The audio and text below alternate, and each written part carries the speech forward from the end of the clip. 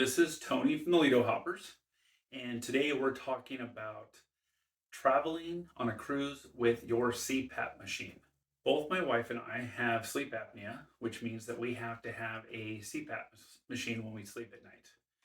It's not great, but it keeps us healthy, and it's better to take them with you and use them than the alternative.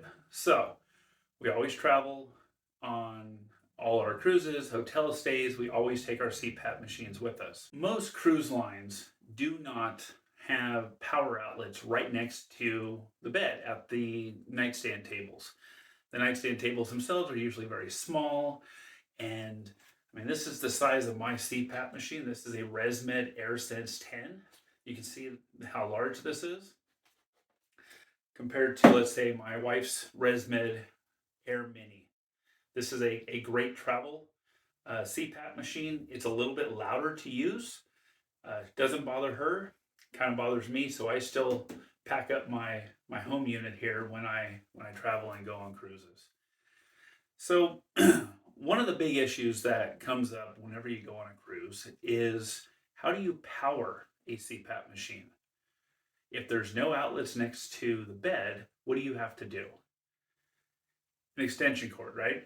So you can request an extension cord directly from the cruise line before your cruise, though honestly, in our experience, very rarely are they actually in the room waiting for you when you get to your room.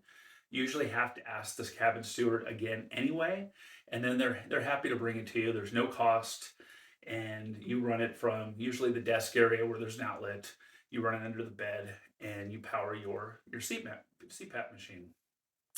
The other thing that you have to think about if you're using a traditional CPAP machine is distilled water. Again, you can request this before your cruise or ask your cabin steward or even call the guest services line and they will have it delivered to the room for you. The cost is usually in the $3 to $5 range. When it comes to extension cords, keep in mind almost every cruise line will not allow you to bring one on board. I know there's been a lot of news lately about surge strips and certain type of surge strips being banned. Extension cords are almost always not allowed and will be confiscated either before your bags even get on the ship or from your cabin steward once you bring them on board. So it's better, don't even try. It's just extra stuff to pack. Don't do it. So what do you do then? You can ask the cabin steward for the extension cord, or maybe take some form of battery backup that would run your CPAP machine throughout the night. We've always done extension cords. They work. You have them laying all over the cabin, and you either have to coil them up every morning and throw them under the bed, or you're tripping on them. You trip on them in the middle of the night. We figured there has to be a better way to travel with a CPAP machine when you cruise. So we started looking at battery backup options. We ended up going with a Medistrom Pilot-24 Lite, which is about 1.3 pounds. It's super easy to carry. It is TSA friendly, and that means that because it's under 100 kilowatt hours for battery capacity, it's TSA friendly for all flights. You can put it in your check bag, you can put it in your carry-on, you can use it on the plane if you have a long flight. So for that reason alone, this was the right choice for us. We found several other battery options while we were researching that had more capacity, probably great for camping, but we fly a lot and we didn't want to have issues with whether or not our airline would accept the battery backup that we chose. So we went with this battery here. The other cool thing about it is it can be used in line for your everyday use, meaning instead of just having it as a battery operated CPAP machine on cruises, you can have it all the time, have your AC power that's coming from the wall going to one side. The adapter cable goes out to your CPAP unit, and it's an instant backup if your power goes out. That way you can, at any time, always have power to your CPAP machine day and night. It's great. We've tested that. It works perfectly.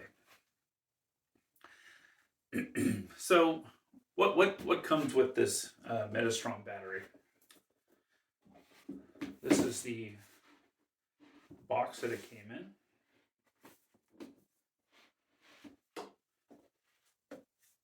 Instruction manual, quick start guide, some stickers, a handy little cloth case for it,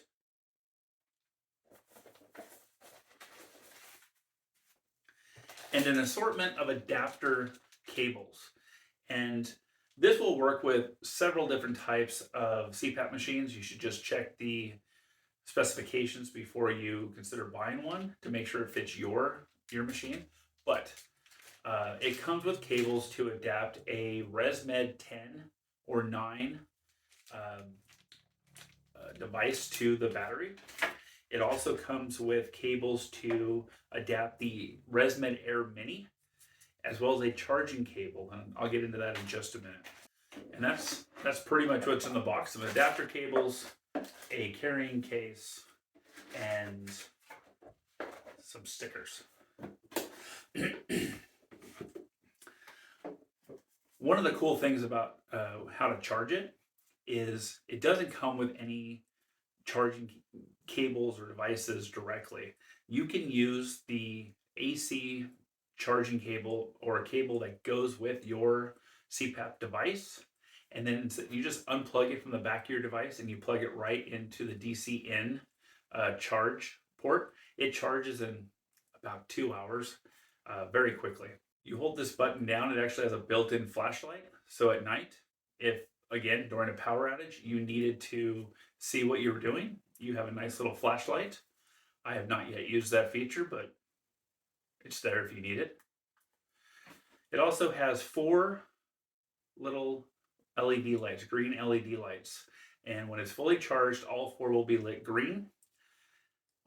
And after you use it for a night, you can see how many of those bars or green LEDs are left to give you an idea of how well the battery backup would work for you in your situation, right? Every CPAP machine, the settings you use on the CPAP machine, and how long you sleep are all determining factors on how long will the battery last.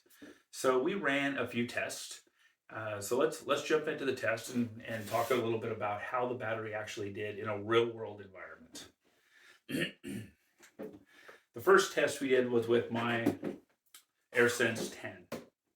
And right off the bat, they tell you right there before you even buy it, big warning, do not use the humidifier option for your CPAP device when you're using the battery, whether you're camping, cruising, or whatever. It drains it so quickly, it just uses a lot of juice. So it says just don't use it. It also mentions to turn off the EPR, which is the exhaust when you exhale. There's not a lot of back and forth pressure when you're breathing, right? It kind of slows down the inward pressure to your nose or your mouth from the CPAP machine when you breathe out. It just makes it a little bit more comfortable when you wear it. So it says to turn that off. I didn't turn that off during my test. I left that part on and then just turned the humidifier off. Also, if you do use any type of heated tubing, which I do not, they tell you to turn that off as well. So I turned off my humidifier the first night, left the EPR settings on, and then I used everything else as normal. I slept for 7 hours and 40 minutes and woke up in the morning still going strong, only using this device, not plugged into the wall, and I still had 3 out of the 4 green LED lights. So night 1, the tests were amazing. It worked great. I noticed no issues, honestly, without having the humidifier. I was a little concerned about waking up with a dry throat or being woken up in the middle of the night with a dry mouth, and I didn't experience that at all. Your mileage may vary. Night 2, I thought, well, if it still had 3 out of 4 LEDs after the first night, what if I tried a second night, but I left the humidifier on? Basically how I normally use it, plugged into the wall. Well, it didn't go as well. I had the humidifier on. I slept for 7 hours and 25 minutes. However, about 6 hours into my sleep, I was awoken with, I believe it was like two beep beep, and boom, it turned off. There was no warning. It was just a beep, and off. I would have liked to have had maybe a 5-minute warning, a couple beeps. Maybe they got faster as you got closer to the power turning off, but it was boom, boom, done. Immediately cut off air. It woke me up.